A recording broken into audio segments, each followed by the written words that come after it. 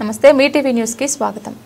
Jubilee hills పెద్దమ్మ తల్లి గుడి కూల్చివేతకు నిరసనగా కుక్కునూరుపల్లి మండల కేంద్రంలో నిరసన ర్యాలీ. గత హైదరాబాద్లోని జూబ్లీ హిల్స్లోని పాత పెద్దమ్మ దేవాలయం గత కొన్ని రోజుల క్రితం గుర్తు తెలియని వ్యక్తులు మరియు గవర్నమెంట్ వారి ప్రోద్బలంతో దేవాలయం కూల్చివేసి విగ్రహాన్ని దొంగిలించడం జరిగింది. హైందవ సోదరులంతా ఏకమైతే మన దేవాలయాన్ని మనమే రక్షించుకునే విధంగా ప్రతి ఒక్కరూ వీర శివాజీలా మారాల్సి ఉంటుంది గనుక అందరం ఏకమవుదాం, హైందవ సామ్రాజ్యాన్ని స్థాపిద్దాం.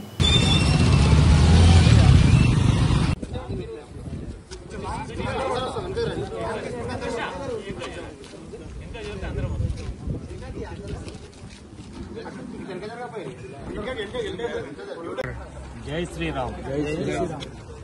హిందూ బంధువులారా, మీ అందరికీ ఒక విజ్ఞప్తి.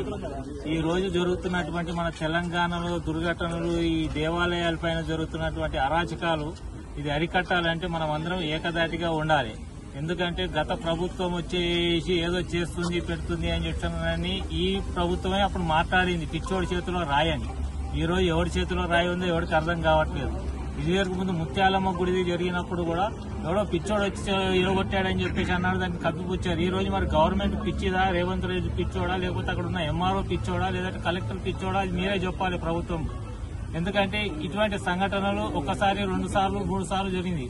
గతం కూడా ముఖ్యమంత్రి చెన్నారెడ్డి ఉన్న పీరియడ్ లో కూడా హిందూ ముస్లింలు గొడవలు తయారు చేయాలని చెప్పేసి అప్పటి నుంచి జరుగుతున్నటువంటి ఈ కాంగ్రెస్ ప్రభుత్వం ఒక అరాచకాలను అరికట్టాలంటే మన హిందువులు అందరం ఒక్కటి కావాలి.